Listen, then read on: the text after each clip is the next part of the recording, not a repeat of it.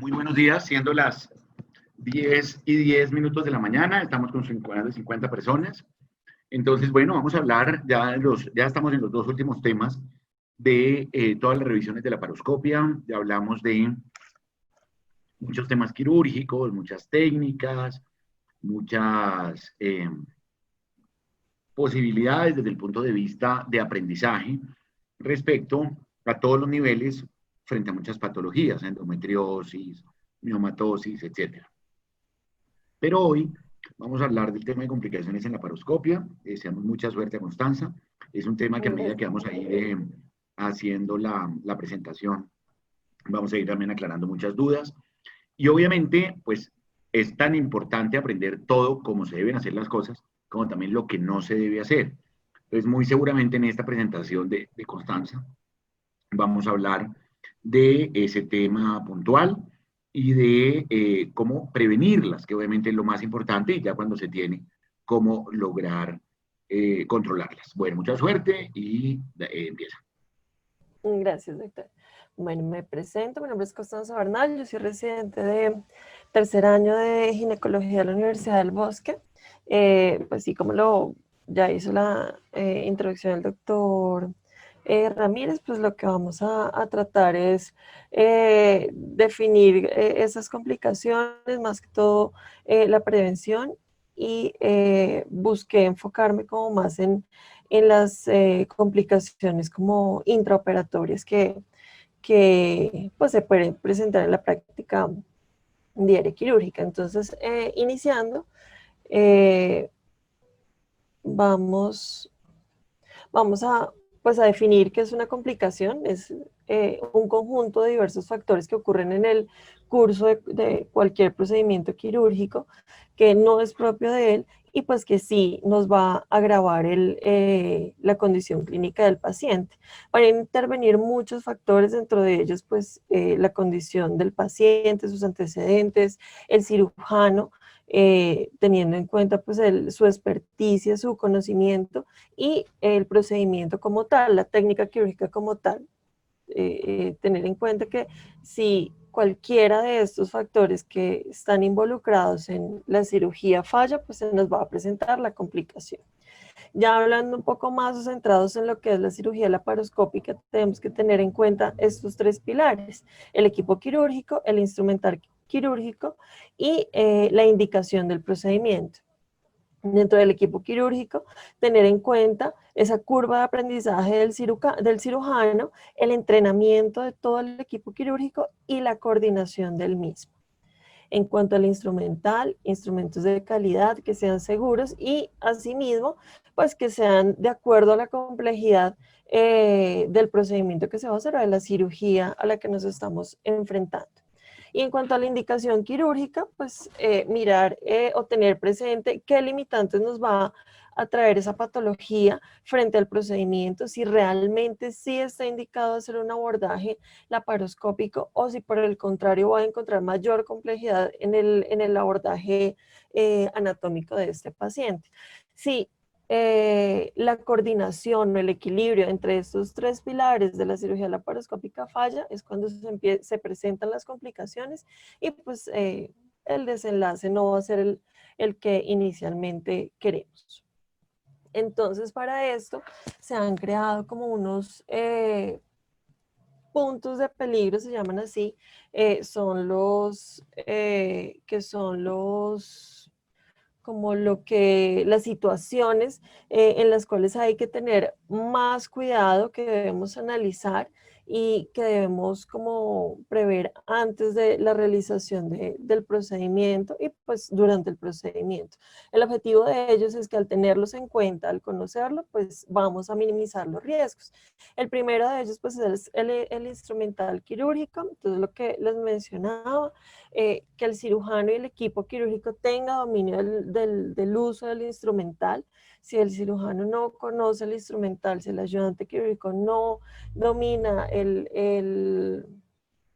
instrumental, pues va a representar mayor dificultad para el procedimiento. Tener en cuenta la longitud que separa la mano de la punta de la pinza, porque esto nos va a garantizar tener mejor precisión en los movimientos y ejercer la fuerza adecuada sobre los tejidos, conocer las funciones de cada pinza, porque ya como lo veíamos en las presentaciones iniciales, cada pinza, cada instrumental tiene una función específica, si es prensión, tracción, si ayuda para disección, el corte, los equipos de electrocirugía, monopolares, bipolares. Importante también entonces tener en cuenta el diámetro de los trócares y asimismo elegir el instrumental correcto para esos trócares para evitar las fugas y obviamente garantizar una adecuada visualización de tanto el ángulo del lente óptico como la resolución de la cámara. Constanza, mira, ahí Otra, quiero hacer una observación en cuanto al tema del instrumental. Es una situación muy importante a tener en cuenta. La primera de ellas es que, a ver, uno debería ser muy estudioso de lo que va a hacer. Y cuando tú estás aprendiendo una técnica quirúrgica, la técnica quirúrgica normalmente a uno se le enseñaron sus profesores. Y en alguno de los seminarios, uno de los residentes decía, uno aprende muchas cosas por tradición oral. Y es verdad, uno es imitación en un 70%, uno es aprendizaje en un 30% para todo en la vida. Y la práctica quirúrgica también no es más que eso. Uno aprende de esos profesores, uno aprende de la gente con más experiencia. Pero una de las situaciones que se da es que independientemente de esa tradición oral y que como uno ha visto que los otros también lo hacen, es muy importante estudiar. O sea, es muy importante leer, es muy importante documentarse. Y a mí siempre me ha llamado la atención que y creo que lo comparten los 70 que estamos aquí, porque todos los 70 somos médicos y tenemos la misma dedicación, los pacientes creen que los médicos estudian más, o sea, a mi modo de ver. Entonces, los pacientes creen que los doctores se la pasan estudiando y se la pasan leyendo y se la pasan actualizándose y se la pasan, y desafortunadamente no es así, no es así. Y el tema de la laparoscopia no es ajeno a esto. Y uno observa que tristemente, cuando nosotros hablamos en el primer seminario, que todavía no teníamos la fortuna de que nos acompañaran tantas personas, hablábamos del tema de energía. Y yo les decía a ustedes, mire, probablemente hasta hoy y de aquí para atrás, uno no sabía el generador del electro en cuánto estaba. Eso estaba en 30, 40, así lo habían dejado la señora de servicios generales que limpió y le puso ahí 40, y uno ni siquiera sabe esos 40 qué, y aparte de eso, ¿qué pasa si yo le pongo 50? Y fíjese que en todos los quirófanos probablemente de países, de mucha gente que está ahorita aquí conectada, la expresión es la misma, porque yo también he operado en muchos otros lados afuera, y le dicen a uno cuando de pronto un generador no funciona, un bipolar no funciona, doctor, ¿quiere que le subamos? Listo, súbale, que uno todavía sigue pensando en el concepto en el que eso subiéndole al electro, eso coagula mejor, por ejemplo. Y uno no revisa que esto, si ha funcionado en los últimos 10 años a 40 vatios, ¿por qué subiéndole va a funcionar mejor? Como ese, habrían ejemplos para todo de aquí hasta el sábado, de hablar de todo el tema de esta situación. Pero los cirujanos operan con el electrobisturí, operan con los generadores de electro y no saben a cuánto funciona un generador de electro. Y no saben, desafortunadamente, muchos colegas, ese 40 o ese 50, eso qué significa, qué pasa si yo le aplico más, qué pasa si eso no está funcionando, entonces el problema en qué radicará. Entonces, ese es un solo ejemplo de algo en el que si tú no lees el tema de energías en la paroscopia y tú te metes a operar la paroscopia y un ectópico y un quiste de ovario en un turno, porque tú has visto a los profesores hacerlo, pero no tienen ni idea ni cómo funciona el generador, y tienes una lesión por quemadura, probablemente sea un litigio médico-legal, la gente termina buscando sus artimañas, buscando sus bases para poder defenderse y para poder decir, no, es que se dio la situación así, todo estaba escrito y el consentimiento. Pero en el fondo, si ese doctor hubiera sabido la importancia de saber electrocirugía, probablemente no se hubiera presentado una complicación por quemadura. Entonces, eso no significa que uno solamente tenga que ser un ratón de biblioteca, es solamente estudiar y estudiar y estudiar. Pero tú lo dijiste, uno tiene que saber las funciones de cada pinza. O sea, ¿cómo es posible que tú utilices un instrumento y no sepas cómo funcione? O sea, cómo desafortunadamente, por ejemplo, con los bipolares avanzados, y con los bipolares avanzados está un entrenamiento que tú puedes hacer con la gente que fabrica estos productos que tú en los laboratorios de simulación, tú puedes ir y decir, bueno, voy a mirar a ver cómo funciona esto. O sea, desde el punto de vista de tú entrenarte, pero no, trae la instrumentadora de la casa X a la cirugía, doctor, es que quiero que funcione esta pinza tal. Listo, listo, préstela. Y ahí con el paciente anestesiado, ¿cómo es que se les picha esto? ¿Cómo es que se le oprime a esto? No coagula bien, quite eso y mejor páseme lo que yo utilizaba antes. O sea, nosotros cómo vamos a tener, perdónme la palabra terrible, nosotros cómo vamos a tener el descaro de utilizar un instrumento dentro de un paciente anestesiado aprendiendo con ese instrumento, por Dios. Entonces, en ese sentido, fíjate que tú estás hablando del primer pilar que para mí es esencial, el instrumental. O sea, tú tienes que conocer el instrumental con que vas a operar. Tú no puedes andar poniendo un manipulador uterino sin saber cómo se pone, porque obviamente el riesgo es que el paciente se perfore el útero. Si uno no sabe cómo se desplaza, cómo se pone, cómo se infla, pero uno no puede aprender a utilizar el instrumental del manipulador uterino poniéndoselo después de que ha dilatado y aprender cómo se pone con el útero del paciente. Uno tiene que irse con la instrumentadora y decirle, oiga, explíqueme cómo es esto, déjeme ver esto cómo corre, espéreme esto cómo se le oprime acá, con cuánto se infla. Pero desafortunadamente, y ustedes lo saben que esto es un secreto a voces, que desafortunadamente muchos elementos del instrumental quirúrgico se aprenden sobre la marcha. Sí. Se aprenden sobre la marcha y eso no debería ser. Eso no debería ser. Tú no puedes decir, no, bueno, no hay esta pinza, pero venga, utilizo otra. Una cosa es uno ser recursivo. Una cosa es uno decir, no, es que a mí no me pasan 45 grasping con todas las puntas diferentes, yo no voy a hacer una ligadura de trompas. No, hay que ser realistas que ni en la clínica Mayo funciona así. O sea, esa no es la práctica médica. Tú para operar no necesitas 20.000 grasping, 15 trócares de todos los tamaños, 10 lentes con todas las ópticas diferentes. Probablemente no, porque agotas el sistema por muy robusto que él sea. Pero una recomendación importante, queridos doctores, es que la próxima vez que ustedes vayan a operar y no conozcan un instrumental, no aprendan sobre la marcha. O sea, deténganse un momentico antes y decir, oiga, este bipolar avanzado, dónde se oprime, cómo es lo de la retroalimentación, cómo este manipulador se aplica, este morcelador, voy a hacer unas pruebas afuera con el paciente, digamos, sin estar todavía anestesiado y ver cómo se arma. Fíjense que, por ejemplo, yo lo hago como una comparación un poquito burlesca, pero ustedes ven que cuando la gente entra a cualquier ejército del mundo, lo primero que tienen que hacer es armar su fusil. O sea, ustedes ven el soldadito de 18, 19 años y le enseñan a armar y desarmar el fusil. Si usted va a meter un morcelador, ¿usted cómo no va a saber armarlo? O sea, ¿usted por qué tiene que delegar en manos de la instrumentadora la armada del morcelador? Usted tiene que saber armarlo y desarmarlo, porque es que además el que lo va a utilizar es usted, al que se lo va a aplicar el paciente es usted. Entonces, primera invitación, no todas las complicaciones, y tú lo estás poniendo probablemente en el pilar más importante, porque ahí no hemos hablado de la parte humana y la parte, digámoslo, de lo que está del mango del instrumental para atrás, pero es esencial el cirujano conocer el instrumental. Es esencial el cirujano saber que si un trocar no está funcionando, decirle sin culpabilidad al instrumentador, mira, esto no está entrando, por favor, cámbiamelo, porque es usted el que se lo está aplicando al paciente. Si la instrumentadora le dice, no, doctor, este es el quinto uso del trocar y aquí son 8 usos de un trocar desechable, porque eso pasa en todas las instituciones, ustedes le pueden decir, no, mira, cámbiame que este no está cortando bien, no está entrando bien, perdió su sistema de retracción y es un riesgo yo aplicárselo al paciente. Entonces, ojo con esto, las complicaciones que son inherentes al desconocimiento del instrumental, solamente el cirujano la sabe y solamente el cirujano sufre en el momento del procedimiento y decir, miércoles, yo me metí a utilizar este bipolar, yo no tengo ni idea cómo esta vaina funciona, pero bueno, ahí le hacemos. Eso no es así. O sea, así se puede entrar una complicación.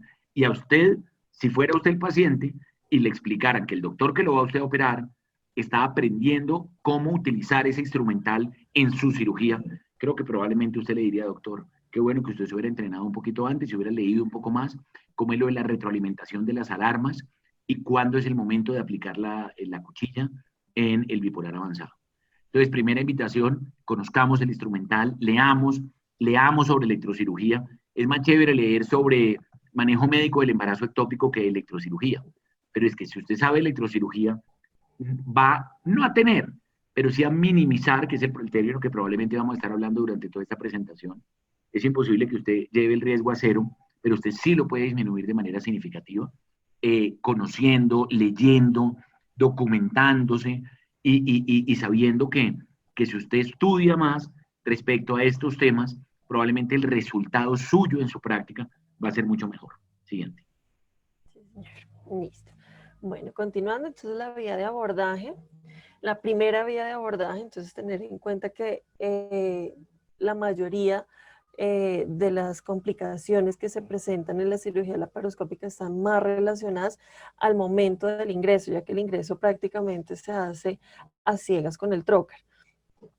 Para esto, pues es importante tener en cuenta los puntos de reparo anatómico y pues los antecedentes quirúrgicos del paciente. Sin embargo, eso lo vamos a ir desarrollando más adelante. En cuanto a la técnica quirúrgica y la electrocirugía, que considere meterlas en el mismo grupo, pues lo que hablaba también el doctor, tener en cuenta entonces una elección correcta de la vía de entrada, el posicionamiento de los trócares al momento del ingreso, no es lo mismo una paciente delgada que una paciente obesa, garantizar una correcta posición de la mesa quirúrgica, la adecuada posición de todo el instrumental quirúrgico, de los monitores, o sea, garantizar realmente la ergonomía dentro de la sala. Limitar los movimientos innecesarios tanto del equipo quirúrgico como del instrumental, eh, y pues hacer una elección correcta de la sutura según el procedimiento quirúrgico o el órgano que estemos tratando. Y lo que hablaba el doctor, el conocimiento de esos diferentes tipos de energías y su uso correcto, porque el objetivo va a ser minimizar todos esos riesgos. En cuanto al entrenamiento del equipo quirúrgico,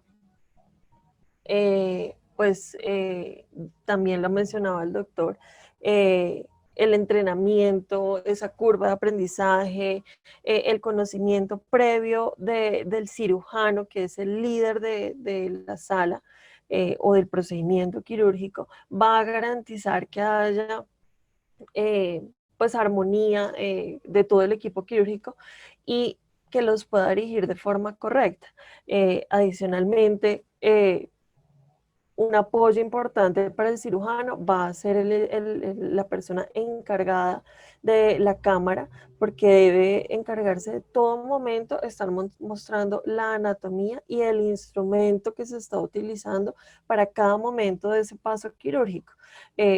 Una visualización incorrecta o que no se muestre correctamente el sitio en el cual estamos aplicando, por ejemplo, la energía quirúrgica o haciendo un corte, pues fácilmente se puede llevar a una complicación. Bueno, hablando un poco como de epidemiología, al inicio de la cirugía laparoscópica se consideraba más o menos entre los 70 y los 85, en esa época se consideraba que las complicaciones que se presentaban eran más secundarias como al método quirúrgico, como que no había mucho conocimiento, ya hacia 85 y 90, que fue un auge grande, la laparoscopia se expande mucho más, ya las complicaciones se relacionaban más al tipo de patología, o sea, no a todas las patologías por la laparoscopia les iba bien y se presentaba mayor complicación. Sin embargo, a medida que ha avanzado el tiempo, que hay mayor conocimiento, más o menos de los 90 para acá, ya esos limitantes ya se han ido quitando y se considera que la complicación ya es más secundaria al cirujano, teniendo en cuenta, pues digamos, todo lo que hemos hablado anteriormente, el desconocimiento de muchas cosas, la práctica del instrumental sobre los pacientes, que no haya una adecuada coordinación entre el equipo quirúrgico y esas cosas. Bueno, sin embargo, a pesar de todo esto, en los estudios que se han publicado, la tasa de complicaciones es baja, varía más o menos entre un 0,4 y un 3%. Eh, la incidencia aproximada está entre el 3 a 6 por cada 1000 casos y la mortalidad alrededor del 3,3 personas por cada 100.000 procedimientos. Digamos que es bajo y pues a medida que haya mayor entrenamiento y se se tenga como mayor conocimiento de todos estos puntos clave, pues las complicaciones van a irse disminuyendo. Creo que en algunos textos también describen que la notificación de esas complicaciones está muy por debajo de lo que realmente se anota, ¿no? Les traigo este estudio. Eso tiene claramente una razón de ser, porque obviamente la gente no publica las complicaciones. Exacto, sí. Acuérdate que los bariátricos operan 4 veces menos de los que ellos dicen. Y entonces si un bariátrico dice que lleva 1000 casos es porque lleva 250. Y los ginecólogos, digamos, ninguna cerectomía se le complica. El último absceso de cúpula vaginal fue hace 23 años. Nunca en su vida ha tenido una lesión ureteral. Tuvo una lesión de vejiga cuando era R2. No, eso, las complicaciones nadie las publica y Sí, nadie las comenta, ¿no? Porque lógicamente eso desdice del ego del cirujano, lógicamente. exacto. Sí, es más cuestión de ego y no pues de Claro, no porque las análisis, complicaciones no pasan. autoanálisis. Claro, no porque Exacto. eso, si hay un subregistro con las contagiados y las pruebas de COVID, el subregistro con las complicaciones quirúrgicas, ese sí es el campeón de los subregistros. Bueno, continuando, entonces les traigo este estudio que fue publicado ahorita en marzo de este año. Es un metaanálisis, hicieron pues revisión sistemática de metaanálisis. Ellos tomaron todos los estudios de los últimos 10 años y lo que querían mirar era esa relación de la mortalidad, esa tasa de mortalidad en relación a la cirugía tanto robótica como laparoscópica en condición de patología benigna. De eso encontraron 21 artículos que les daba un total de 124.216 pacientes. Dentro de esos se encontraron descritos que 18 artículos informaron mortalidad operatoria para cirugía laparoscópica y 4 para cirugía robótica. Dentro de sus resultados, la tasa general para procedimientos mínimamente invasivos fue de un caso por cada 6.456 pacientes.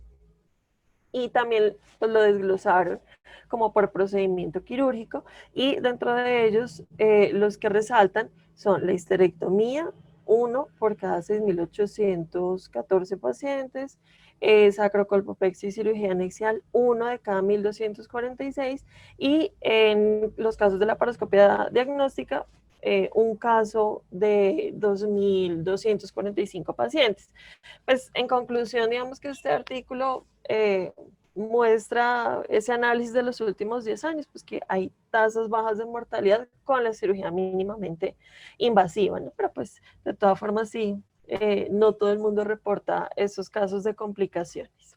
No, y un sesgo enormemente grande que tiene todos los estudios de complicaciones de metaanálisis, es que no evalúan los diversos grados de entrenamiento de la gente, que esto es absolutamente esencial. Fíjate que se mira es como el número total de las complicaciones, como lo hacen de esta manera, pero claro, obviamente en complicaciones en cirugía se dan dos escenarios y esto no aplica solo para cirugía laparoscópica. El primero de ellos es que entre más experto sea usted, está más cercano a una complicación grande. Si su práctica como ginecólogo es hacer Bartolín, probablemente la posibilidad que usted tenga lesiones vasculares es prácticamente ninguna. Si usted hace linfadenectomía paraórtica cada semana, la posibilidad que tenga una lesión vascular, lógicamente, es mucho mayor, solamente por el resultado estadístico. Entonces, entre más experto sea usted, probablemente hace que tenga mejor entrenamiento, pero ese mejor entrenamiento le da a usted la confianza de hacer procedimientos quirúrgicos mucho más complejos. Y la complejidad de los procedimientos quirúrgicos, si tú haces cirugía todo el tiempo, endometriosis infiltrante profunda, la posibilidad de tener lesiones del colon es mayor a que si tú entras, coagulas 2 focos y sacas la radiofrecuencia y te vas. Entonces, entre más complejidad, va de la mano también con mayores complicaciones. Y también el número. Acuérdate que por de todos modos tú tienes un número de cirugías que realizas y ese número tiene que tener necesariamente estar dentro de una estadística que la complicación puede estar sujeta a entrar dentro de esa estadística siempre. Entonces tú puedes tener una gran experticia, pero entre más cirugía operes, solo por estadística vas a tener ya los números de uno en tanto, ¿no? Entonces, digámoslo, estos estudios son muy útiles, son muy interesantes. esto de que esté respaldado por Javier Magrina, que es excelente. Él es el jefe de oncología ginecológica de la clínica Mayo en Scottsdale, Arizona. Es una de las personas que más experiencia tiene en los Estados Unidos en cirugía robótica oncológica. Y ustedes encuentran las búsquedas en PubMed y tiene decenas y decenas y decenas de publicaciones sobre todos los temas y sobre complicaciones. Y él es uno, por ejemplo, que ustedes lo ven ahí, es uno de los autores del final de ese artículo, que saca un artículo que vale la pena que lo revisen acerca de por qué él se convenció con números de por qué mejor entrar por vía abierta que por vía cerrada en la paroscopia. Precisamente por lo que tú decías al comienzo, porque él consideraba que era una entrada ciegas y que la entrada abierta, si bien es cierto, no quitaba las complicaciones, pero sí minimizaba de manera importante el riesgo. ¿Sí? Entonces, después de eso, pues lo que debemos hacer es como clasificar todo este tipo de lesiones. Y si nos vamos a la clasificación, podemos encontrar diversas clasificaciones. Entonces, según el tipo de cirugía o de patología, entonces si son complicaciones secundarias a cirugías ablativas, a la paroscopia oncológica, a patologías anexiales, a miomectomía por la paroscopia, otro tipo de, otras clasificaciones están dadas por el momento del procedimiento, entonces si es al momento de la primera vía del abordaje laparoscópico, al momento de la salida o en el posoperatorio o por el sitio de lesión. Sin embargo, estos dos autores para 1995 crean o proponen esta clasificación como para agrupar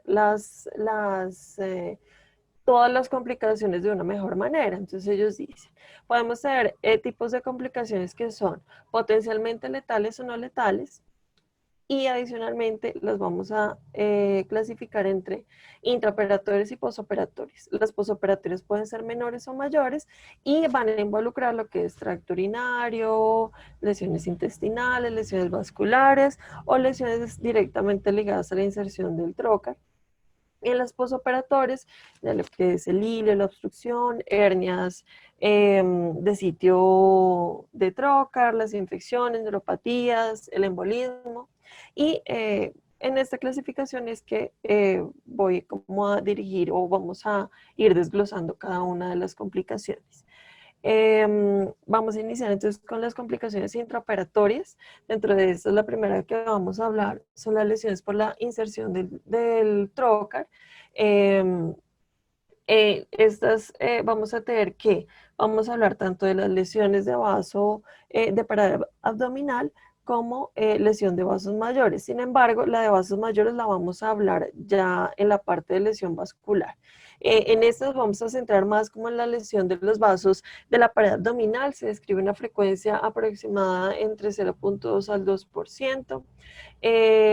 Se debe tener en cuenta pues, que pueden estar relacionadas o van a estar relacionadas con la técnica del ingreso a cavidad. Entonces, ya sea con la técnica de la aguja de Verres, la técnica abierta o el acceso directo con el trocar.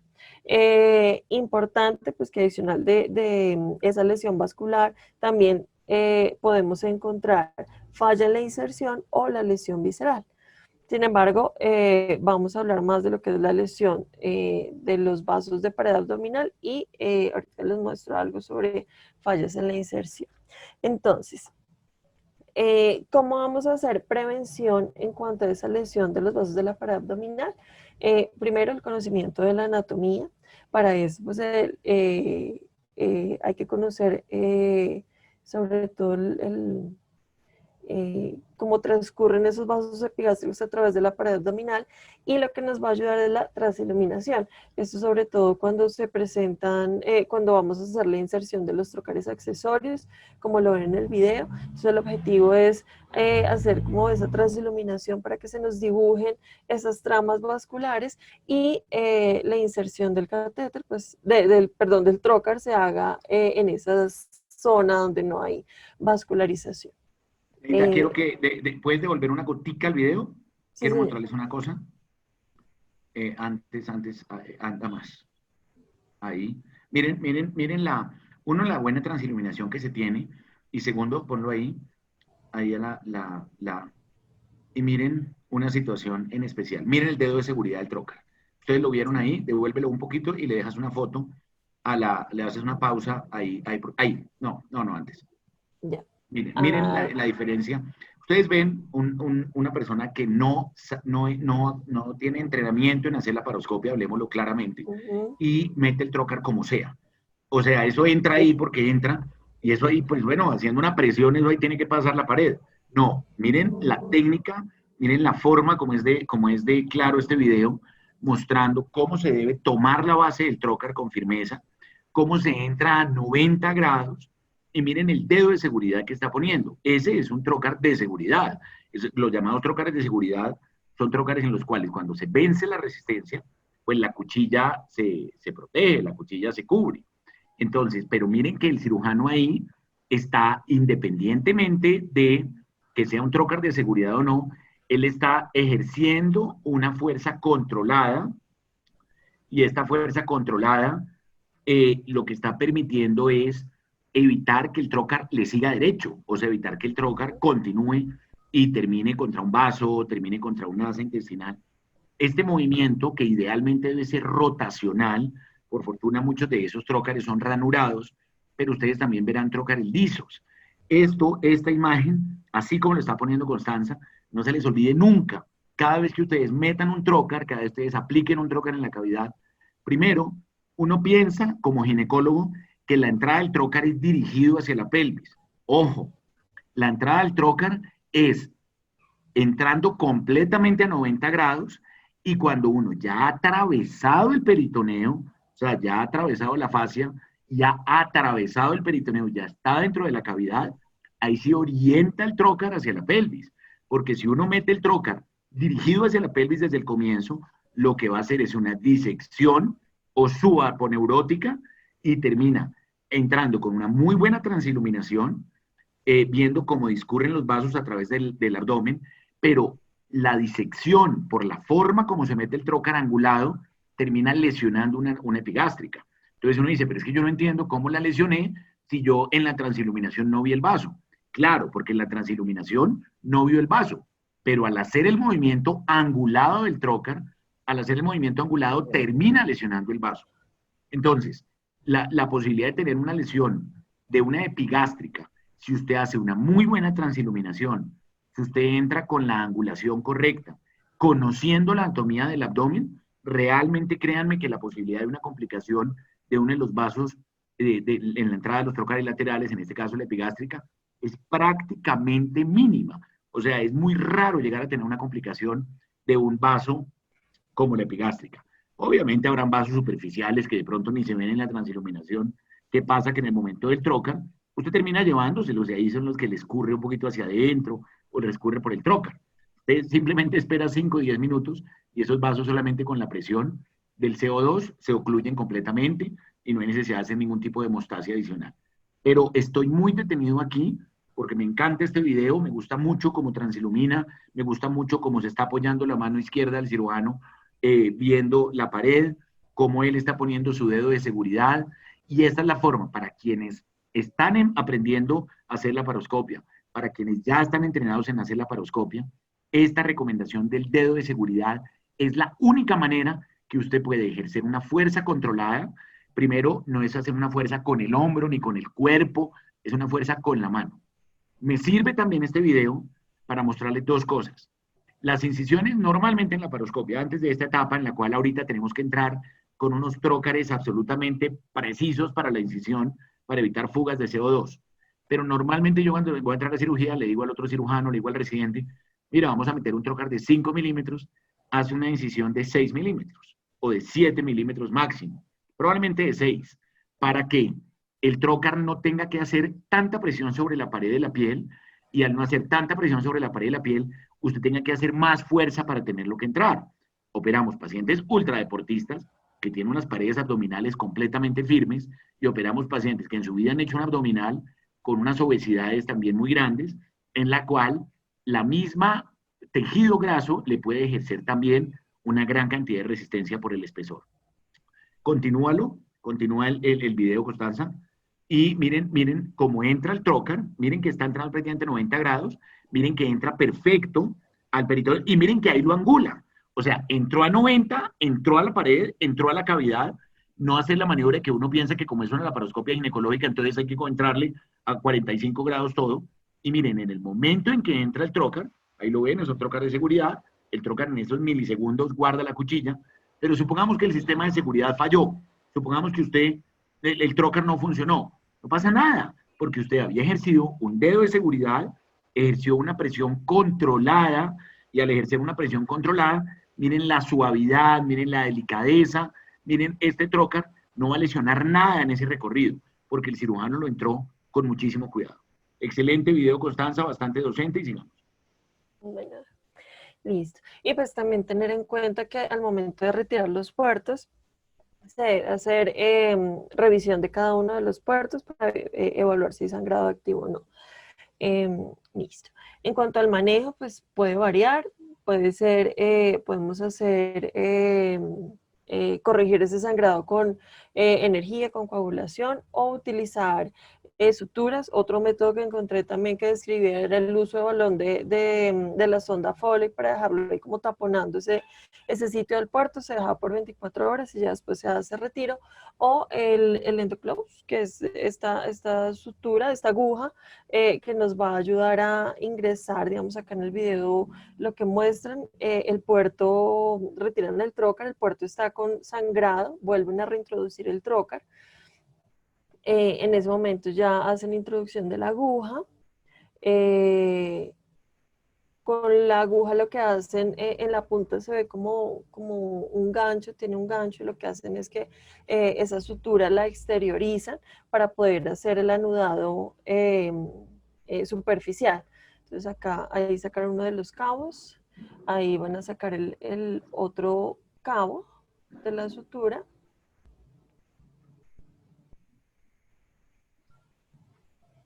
Y ya cuando tienen los cabos afuera, hacen la extracción del trocar y ahí sí hacen el anudado externo, pues teniendo control del sangrado.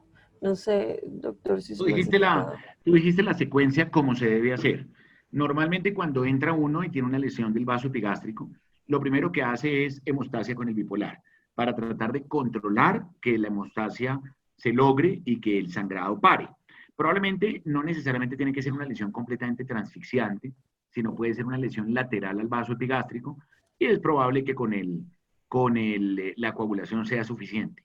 Después de esto, durante toda la laparoscopia, sea la indicación por la cual sea, hay que estar vigilando, hay que estar mirando, porque ahí se puede formar un hematoma. Entonces hay que mirar que ese hematoma no sea creciente. Entonces vale la pena incluso desuflar un poco el paciente, volver a inflarlo y mirar que no haya un hematoma en formación. Segundo paso, la aplicación del balón de la sonda Foley también es una buena medida. Y tercero, esto que tú lo llamaste como endoclose, en nuestros quirófanos se conoce como la pinza de puerto. La pinza de puerto es esa pincita, como tú la mostraste, tiene un elemento de prensión en la punta, en la cual se introduce un bicril, ahí se hace la sutura con bicril, y fundamentalmente la idea es, si tú recuerdas la anatomía, baja de la mamaria interna y entra ya y se convierte en arteria epigástrica en la pared abdominal.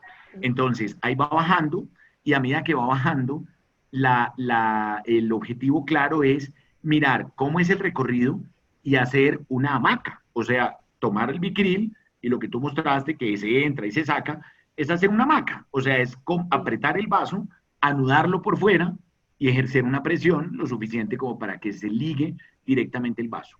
Nunca, nunca vayan a hacer el error craso, de tratar de ampliar el puerto y encontrar el vaso, porque jamás en la vida lo van a encontrar. Jamás en la vida lo van a encontrar.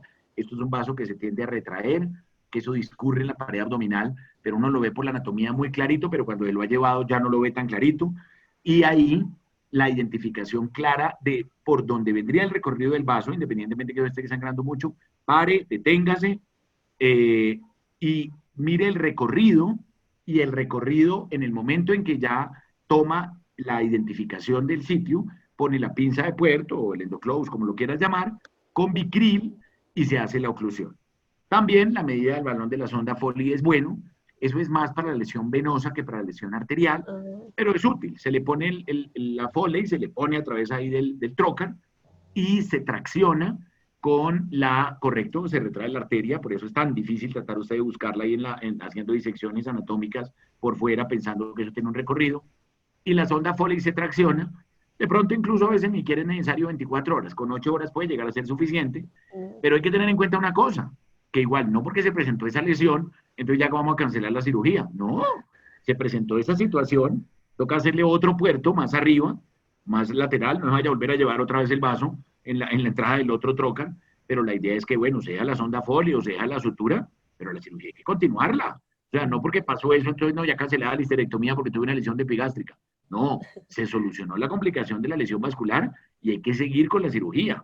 Uno a veces tiende a pensar que porque de pronto una complicación entonces ya paremos o entonces agarrémonos a gritar. No, hay que tener conciencia qué es lo que está pasando. Ya mire, con la sutura logré controlarlo, no lo pude con la sonda Foley, ahora vamos a intentar con la sutura. Si ya, digamos, la situación ya se está agrandando y no logró usted poner la sutura, no tiene la pinza de puerto, pues a última hora usted puede meter con una aguja larga, una aguja común y corriente de las que sutura piel, y puede tomar un prolene, y ese prolene de calibre cero, por ejemplo, y lo mete por un lado, por la pared, lo hace transparietal, y vuelve y sube, y le da doble vuelta, digamos. Ahí lo importante es ocluir el vaso. Ya que fue con prolene o no con prolene, bueno, ya lo importante es hacer el control del daño, el control del sangrado. Y ya después, entonces, ya uno mirará, bueno, se acabó la cirugía, listo, ahora qué voy a hacer, ya me consiguieron la pinza de puerto, o le voy a dar ese prolene ahí puesto, y eso no le va a pasar nada porque ocluyó el vaso, pero digamos, no porque no tengo una pinza de puerto, entonces ya vamos a agarrar a gritar porque entonces me llevé una epigástrica. Si ya la situación se está saliendo de las manos y no, ni siquiera con el prolene está solucionándose y sigue sangrando, pues eventualmente habrá que llamar al cirujano general, pero todas estas medidas son de ginecología, no del cirujano sí, general. sí, señor. Sí, gracias, doctor. Bueno, entonces, bueno, les traigo como para hablar sobre lesiones de la técnica asociadas a la técnica de entrada. Esta revisión que hizo Cochrane, esta está publicada en enero del 2019. Ellos lo que hacen pues, es incluir ensayos clínicos aleatorizados que relacionaran o que compararan técnicas de entrada una versus la otra. Toda la información hasta enero del 2018, teniendo en cuenta la revisión previa que ellos habían publicado en 2014, creo, 15, si no estoy mal. Los resultados primarios los midieron como mortalidad, perdón, lesión vascular de vasos, tanto de parabdominal como vasos mayores, las lesiones viscerales y el fallo en la entrada. Dentro de sus estudios, lo que recopilaron fueron 57 artículos, 57 ensayos, todos estos aplicados tanto para cirugía ginecológica y no ginecológica, para un total pues, de 9.865 pacientes, entre hombres, mujeres y niños, que fueron llevados a la paroscopia.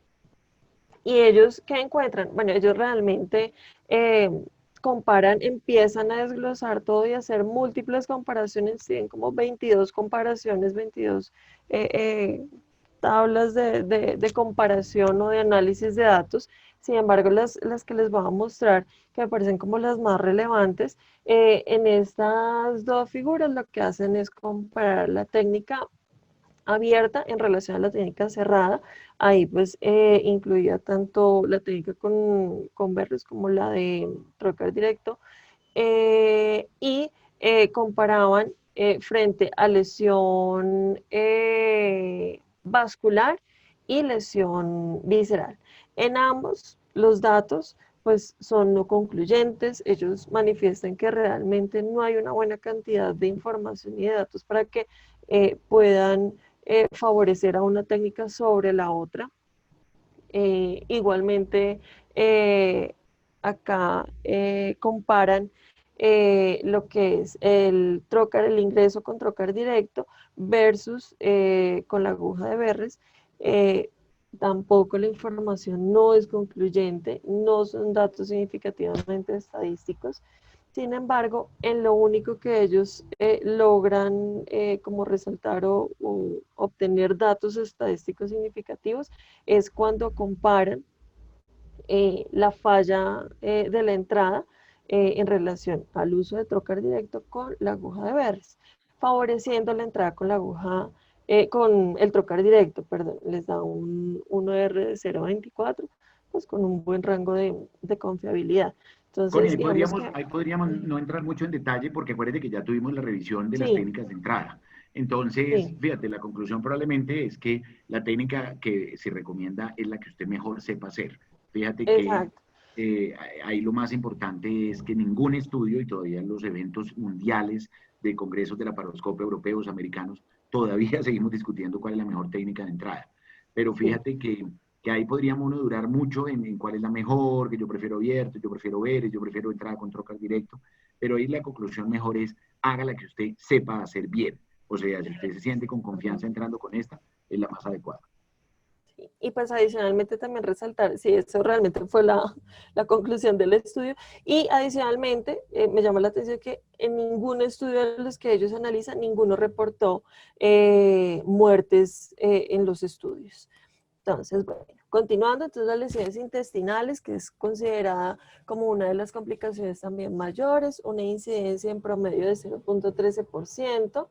Eh, en cuanto a cirugía de esterilización o de ligadura de trompas, el porcentaje es muy bajo, digamos que la esterilización es una cirugía pues de menor complejidad en comparación con la esterectomía, que es un porcentaje de 0.39 la incidencia.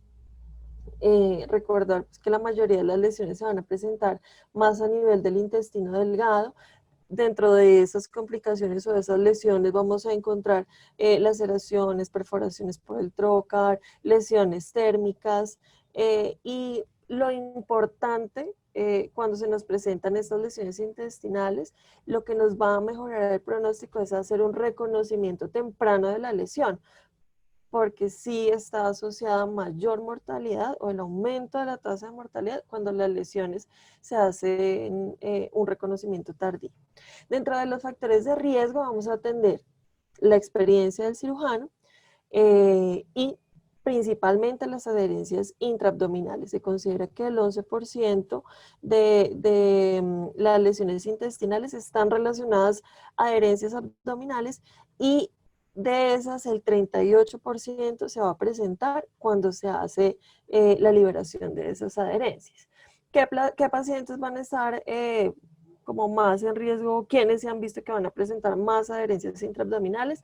Pacientes con antecedentes de cesáreas en un 45%, antecedentes de cirugía abdominal previa, antecedente de endometriosis, que esta es la que mayor tasa de adherencia tiene, que va hasta un 63%, y pacientes pues que han tenido antecedentes de infecciones intraabdominales o que han sido sometidas a radioterapia. Lo ideal sería poder hacer una identificación prequirúrgica. En el artículo que revisé, ellos mencionaban que se podía hacer un diagnóstico ecográfico. ¿Y qué mirábamos en la ecografía? Pues ese desplazamiento que tenían las vísceras al momento de hacer una inspiración profunda. Entonces ellos nos dicen, si usted visualiza un desplazamiento mayor de 1 centímetro de esas vísceras, eso le da un valor predictivo negativo del 90% para las adherencias que son subumbilicales para intestino y para el aumento.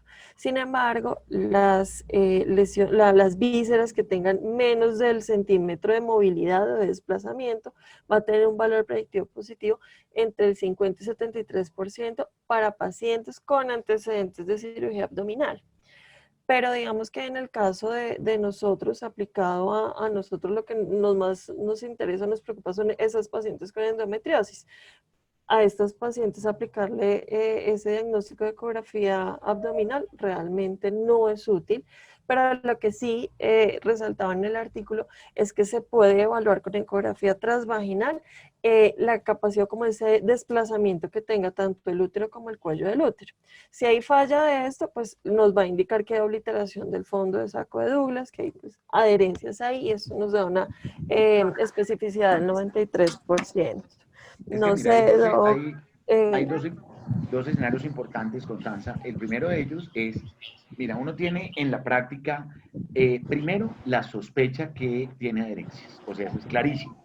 Yo, no es lo mismo un paciente que no tenga ningún tipo de cirugía abdominopélvica al paciente que de entrada te van diciendo, esta paciente tiene un antecedente de una eventración corregida por malla, hace 20 años tuvo una apendicitis con una peritonitis que estuvo en la UCI, y la paciente aparte de eso tuvo un colelab, y es una paciente que tiene 2 cesáreas. Esa paciente de entrada, en general, tú sabes a qué te vas a enfrentar. Que sorpresivamente entres y pase que de pronto no tenga tantas adherencias como pensabas, es diferente. Pero a ti no te pueden coger por sorpresa las adherencias intraabdominales. Pues sirve tan raro esta señora con antecedente de 2 cirugías de colon en la infancia y después una apendicitis con peritonitis, ¿y por qué tendrá tanta adherencia? A ver. Entonces, uno de los puntos esenciales es, nosotros tenemos todavía discusión con los cirujanos, si vale la pena hacer o no hacer preparaciones intestinales previas, pero algo que sí es importante es tú tener el cirujano abdominal a la mano.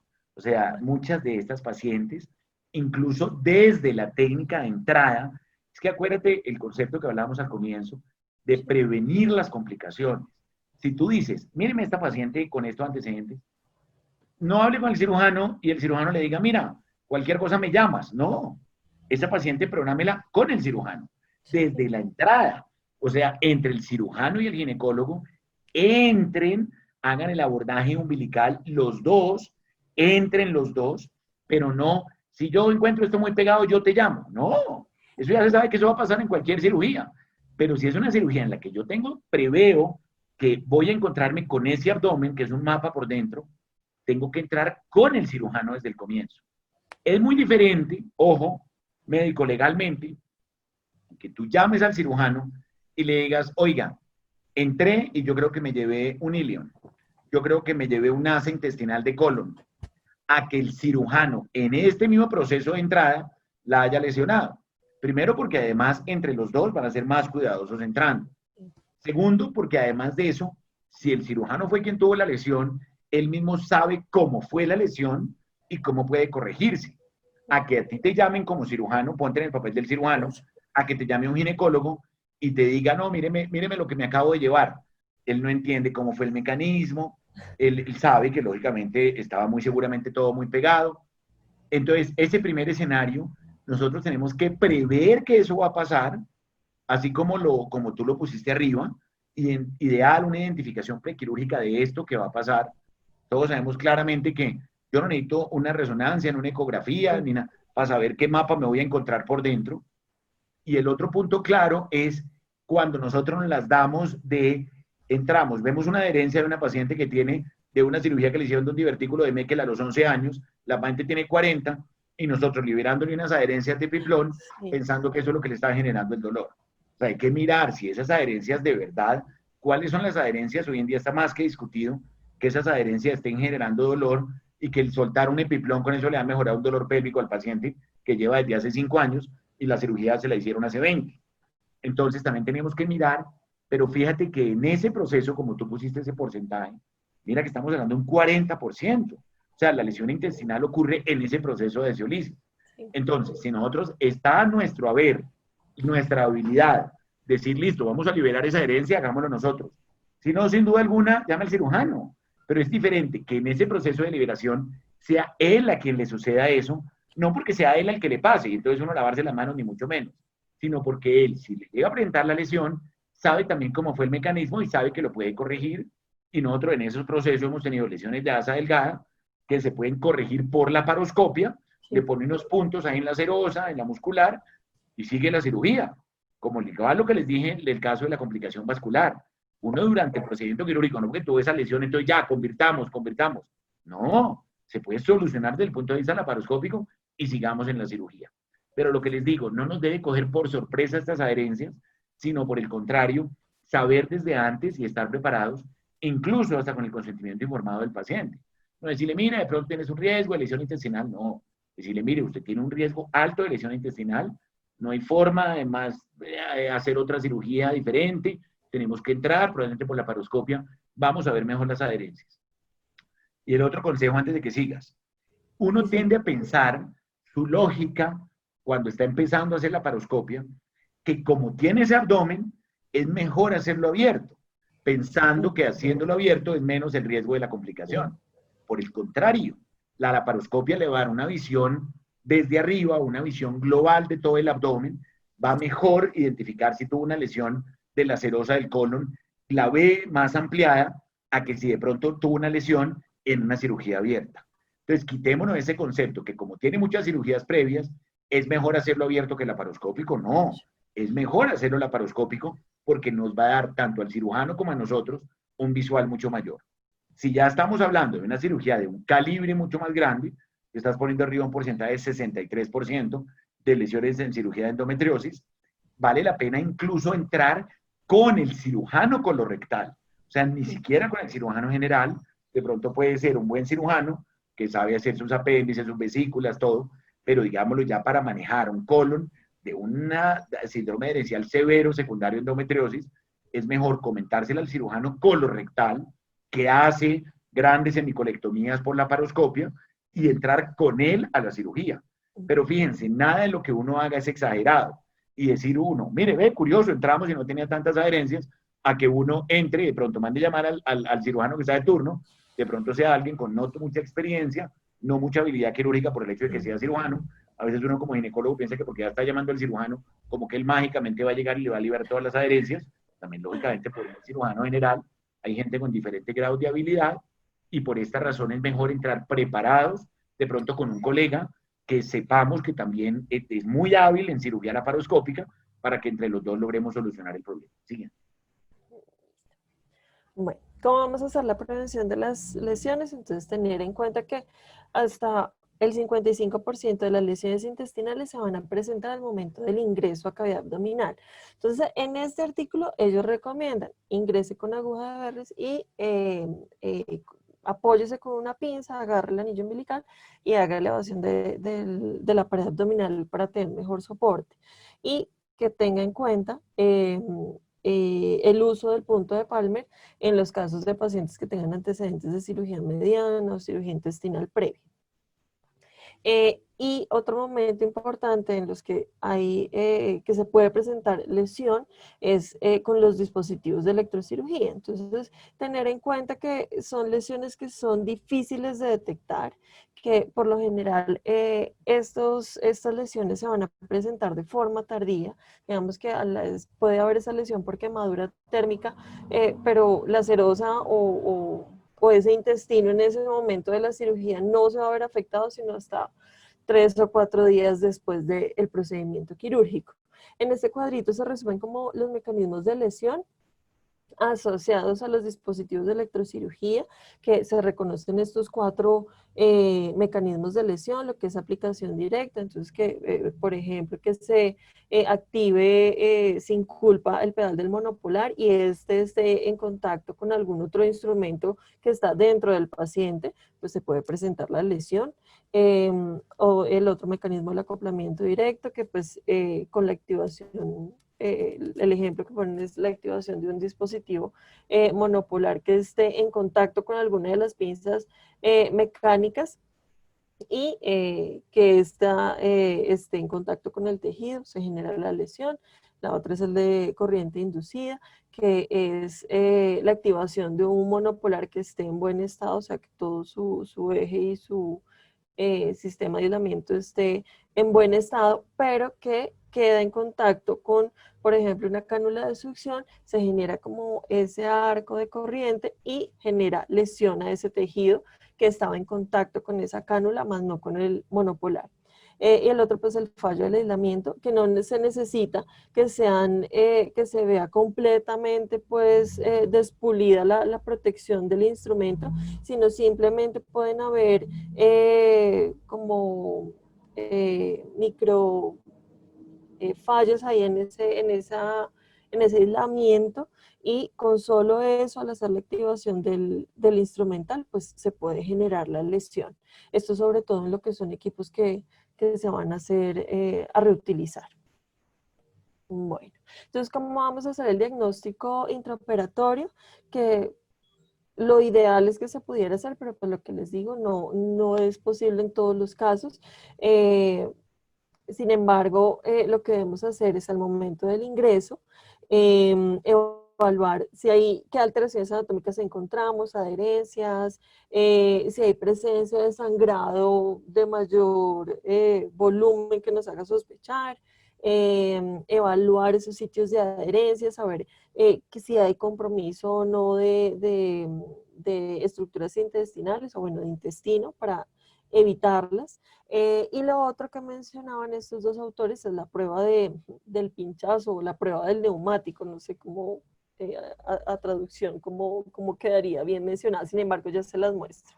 Acá en este video lo que quiero mostrarles es el cirujano acá, este es el útero, para traccionar el útero con una pinza dentada y sin curva, pues lo que hace es agarrar la serosa del intestino y ahí donde está mostrando el ayudante con la pinza, ahí se genera la lesión en esa serosa del intestino. Digamos que fue quizás un movimiento un poco... Eh, pues sin intención, pero igual se genera la lesión del tejido. Por lo mismo, los movimientos que se hagan durante la cirugía laparoscópica pues no deben ser bruscos porque los tejidos alrededor pues son mucho más susceptibles. Bueno. En cuanto al tratamiento, lo que hablábamos ahorita con el doctor, lo que mencionaba el doctor Ramírez, apoyo por parte de cirugía general. Sin embargo, las lesiones que son pequeñas en cuanto a la serosa o las lesiones térmicas, se pueden hacer sutura con puntos separados. En ocasiones solo requieren de un solo plano, un solo punto y ya. Sin embargo, por lo que sí se recomienda es que lesiones que sean por encima de 1 centímetro, que sean profundas, pues que sí sean pues manejadas por el especialista, mejor dicho, que ya puede que se necesite una resección intestinal, renastomosis, si es necesario que se hagan derivaciones, pues sí va a ser necesario el apoyo de cirugía.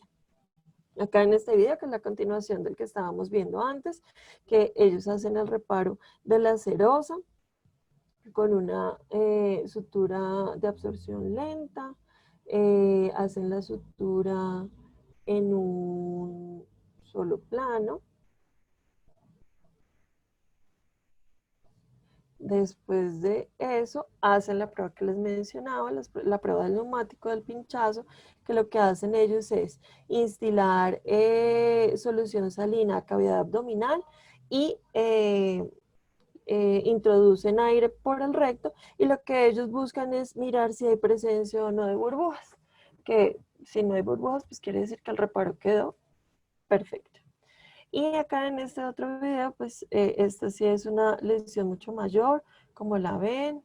Esta está asociada pues a la perforación por el trocar de entrada. Acá lo muestran con la cánula de succión. Y esta lesión sí requiere, lo que hacen ellos acá es hacer una sutura en 2 planos. Entonces ahí primero buscan hacer el primer plano, que es la muscular, con puntos separados. Adelantarlo un poquito. Recordar pues, que la sutura de estas lesiones debe ser perpendicular al órgano para disminuir como la estenosis del aso intestinal, ¿no? Y acá ya están realizando el segundo plano de sutura, que ya es la serosa para que quede como invaginando esa primera capa. Listo. Bueno. Y continuando, entonces, bueno, ¿qué ocurre con esas lesiones que se hace un diagnóstico tardío? Más o menos podemos estar presentando sintomatología hasta 2 semanas después del procedimiento quirúrgico. Tener en cuenta que estas lesiones de diagnóstico tardío o las que se presentan tardíamente van a progresar mucho más rápido a sepsis y a falla multiorgánica. Dentro de la clínica pues vamos a encontrar dolor abdominal, distensión, vómito, fiebre, diarrea. Tener en cuenta que, pues, que las pacientes de un posoperatorio, a medida que va a pasar el tiempo, pues todos estos síntomas que se pueden presentar también en el posoperatorio inmediato, a medida que va evolucionando o pasando los días, esta clínica va desapareciendo. Si tenemos un paciente que persiste con esta sintomatología, hay que sospechar de una lesión intestinal. ¿Cómo nos podríamos ayudar? Sin embargo, digamos que no es una herramienta que dé el diagnóstico definitivo, ¿sí? Pero sí es útil para el diagnóstico, es el TAC contrastado, pero con contraste oral, perdón. Que nos va a visualizar pues, el derrame de ese contraste a cavidad abdominal, si hay nemoperitoneo, se puede visualizar el engrosamiento de esa pared intestinal o ya la formación de abscesos. ¿Qué debemos hacer? Pues, bueno, primero tener en cuenta que la tasa de mortalidad va a aumentar hasta 3.2% más con esa identificación tardía. Entre más tempranamente se haga la cirugía, pues disminuye la tasa de mortalidad. Eso quiere decir que si yo tengo un paciente con una clínica muy clara o muy sospechosa de una lesión intestinal, no tengo que esperarme a 3, 4, 5 días que le hagan el TAC, que el radiólogo lo lea, que el cirujano quiera verlo, para llevarla a un procedimiento quirúrgico. Muchas de estas lesiones van a terminar pues con resección de el asa intestinal o con derivación intestinal o con cierres tardíos. Sin embargo, estas pacientes que requieren colostomías tienen pues evolución, digámoslo así, satisfactoria. Por lo general, esos cierres de colostomía más o menos a los 6 meses ya se están corrigiendo pues por la adecuada evolución del paciente. Esto pues en pacientes que se haya hecho un diagnóstico más temprano. Importante pues dejar el antibiótico que sea un antibiótico de amplio espectro. Se le debe garantizar una buena fluidoterapia al paciente y un soporte cardiovascular. Muy seguramente este paciente va a requerir manejo por unidad de cuidado intensivo, pero si no está tan crítica la situación, por lo menos requiere manejo de cirugía y pues de ginecología. Espérame un minutico que nos están preguntando Claro que sí. el doctor Jaime Collazos si las lesiones intestinales se suturan transversalmente o longitudinalmente y qué sutura se usa en la submucosa. Correcto. Básicamente, Sí. hay una cosa importante, Constanza. Uno, lo más importante siempre en la lesión intestinal, bueno, en cualquier complicación, pero en la lesión intestinal tiene que ver con la identificación a tiempo. La identificación a tiempo es absolutamente necesaria. La identificación a tiempo es lo que determina el diagnóstico y el manejo pronto. Lógicamente, nosotros no podemos comparar una lesión de intestino delgado con una lesión de colon. Las lesiones de intestino delgado son lesiones que en teoría tienen una evolución más favorable que una lesión de colon. Pero ambas, cuando es el diagnóstico tardío, pueden llegar a ser tan graves, tanto la una como la otra. Siempre lo más importante es, cuando uno entra, identificar el tipo de lesión que tiene, llamar al cirujano. Si fue una lesión con un elemento cortante, con una tijera fría, que usted liberando una adherencia abrió el ilion, y identificar si es una lesión transfixiante y se ve hasta la mucosa del intestino delgado, o si es una lesión simplemente que fue lacerosa, algo de la muscular, pero sin comprometer la transficción completamente. Y lo mismo sucede en el colon. Acordémonos que cuando son lesiones rectales, el recto no tiene serosa, el recto solamente tiene muscular y mucosa, entonces la pared es mucho más delgada. Entonces ahí es importante también muchas veces unos puntos de afrontamiento musculares que eviten que una presión intraluminal pueda terminar generándole, por ejemplo, una fístula al paciente.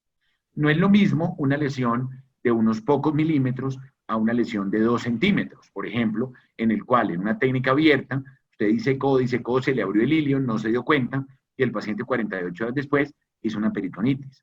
No es la misma peritonitis, una peritonitis de intestino delgado que una peritonitis de colon. No es la misma mortalidad, no es la misma clínica, no es la misma evolución.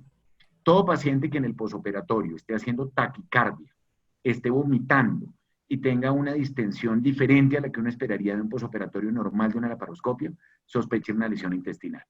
Confíese siempre en la clínica, siempre el TAC es una lesión que le da a usted una definición muy grande, pero incluso también una radiografía de abdomen, identificando niveles hidroaéreos, por ejemplo, y siempre entrar con el cirujano, inicialmente en un abordaje laparoscópico.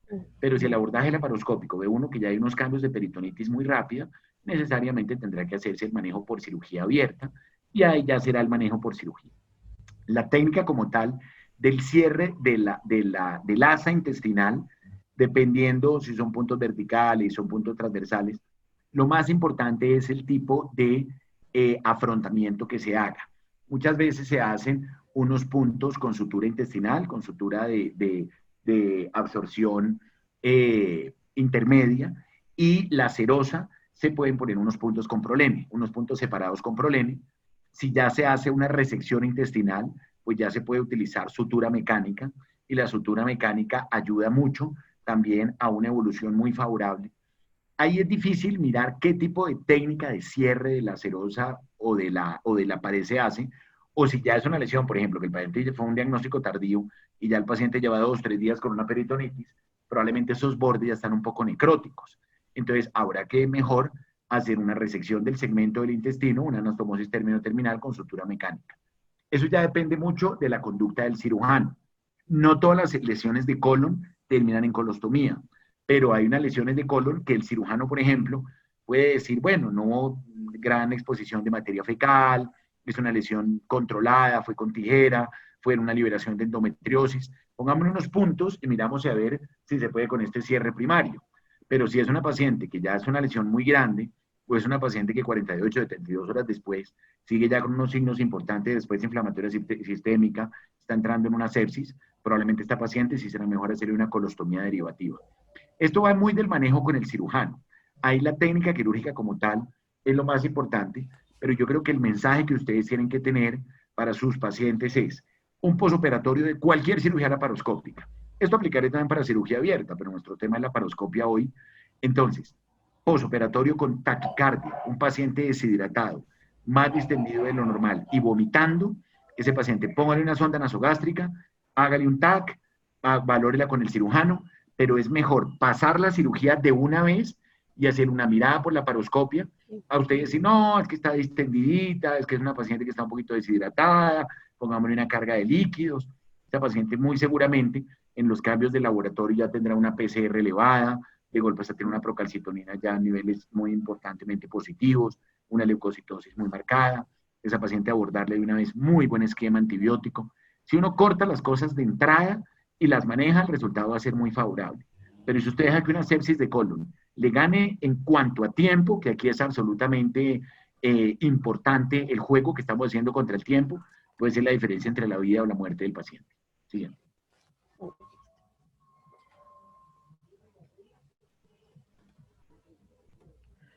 Bueno, listo. Continuando, entonces tenemos las lesiones de tracto urinario que representan un 0.33% en todas las laparoscopias ginecológicas benignas, y en las histerectomías laparoscópicas está entre un 0.73 hasta un 1.8%. Las lesiones ureterales pueden representar de estas un 39% y las lesiones de vejiga un 53%, siendo los sitios más frecuentes de lesión a nivel ureteral, o bueno, las causas a nivel ureteral, lesiones por electrocirugía o por disección del tejido, mejor dicho, o liberación del tejido.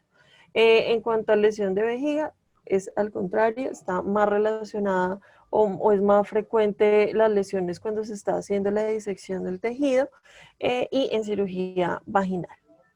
Bueno, en cuanto a las lesiones de vejiga, ¿cómo debemos hacer la prevención de estas lesiones? Entonces, idealmente hacer una disección aguda, no roma, ya que esto nos va a favorecer mucho más al momento de hacer la corrección, pues se van a delimitar mucho más como los planos de esa lesión. Se puede uno ayudar con instilación de algún tipo de sustancia para que nos delimite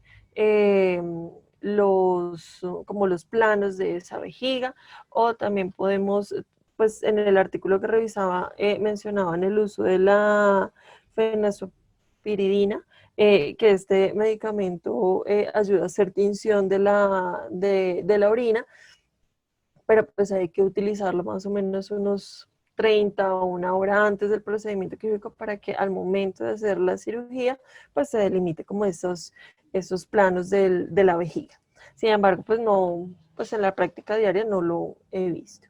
En cuanto a la histerectomía, que es uno de los procedimientos donde mayor hay lesión vesical, recomiendan apoyarse mucho con el manipulador uterino, hacer una adecuada tracción según pues el plano que se esté disecando, y ayudarse con la contratracción del peritoneo vesicouterino para que así como que se logre desplazar esa vejiga, y al hacer la disección de ese peritoneo pues no haya lesión. Y pues en cuanto a la electrocirugía, lo que su merced nos mencionaba al inicio, bateajes bajos, eh, y adicionalmente pues no utilizarla todo el tiempo, sino el tiempo que sea lo necesario, o sea, lo menor posible. El diagnóstico, ¿cómo lo vamos a hacer? Dentro de esas lesiones, pues las lesiones de vejiga se pueden reconocer, o se van a reconocer un 85% intraoperatorio, en comparación a las lesiones ureterales. Digamos que esa es una de las ventajas de las lesiones de vejiga, que se van a reconocer ahí en el momento.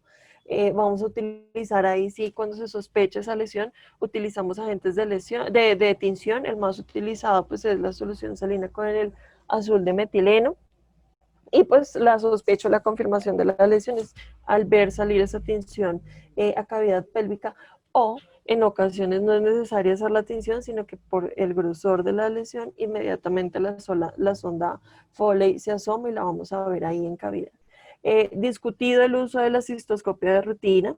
En algunos estudios muestra que se logra una detección de hasta el 94% de esas lesiones vesicales. Sin embargo, en otros dicen que pues no es que vaya a cambiar mucho las tasas de detección en relación al diagnóstico postoperatorio, y lo que sí hace es que va a aumentar el costo de la cirugía. En cuanto al diagnóstico tardío, pues puede ocurrir hasta en un 15% de los casos. Vamos a ver extravasación de la orina a nivel retropúbico del espacio peritoneal, y nos podemos ayudar con la urografía por TAC, que es la que mejor nos va como a delimitar la lesión. ¿Cómo vamos a hacer la reparación de esa lesión? Entonces, idealmente que sea un cirujano experimentado. Si la lesión es muy amplia o si no hay la suficiente experiencia en el reparo de esas lesiones, pues el manejo debe ser por urología. Hasta en un 35% de esas lesiones se pueden corregir por vía laparoscópica, y en un 15% pues requieren la conversión a laparotomía. Importante pues después de que se hace el cierre de la lesión, verificar que se haya hecho un correcto cierre y que no se presenten fugas, igualmente instilando pues la solución salina con el colorante. Acá en este cuadro recibimos como, o se resume como el tipo de lesión y el manejo. Entonces, principalmente o a grosso modo, pues, ¿cómo vamos a repararlas? Entonces, lesiones que sean más como de tipo punción, o que estén comprometiendo únicamente la serosa, lo que podemos hacer es una conducta expectante. Dicen que el seguimiento de rutina, aunque pues podemos dejar la sonda vesical por aproximadamente una semana, con la idea es que haya pues una descompresión continua de la vejiga para que pueda hacer ese cierre rápido. Lo otro, pues si hay lesión o no del trígono, si esas lesiones son menores de 1 centímetro, entonces se puede hacer el reparo primario o si se considera, se puede dejar expectante, pero eso sí requiere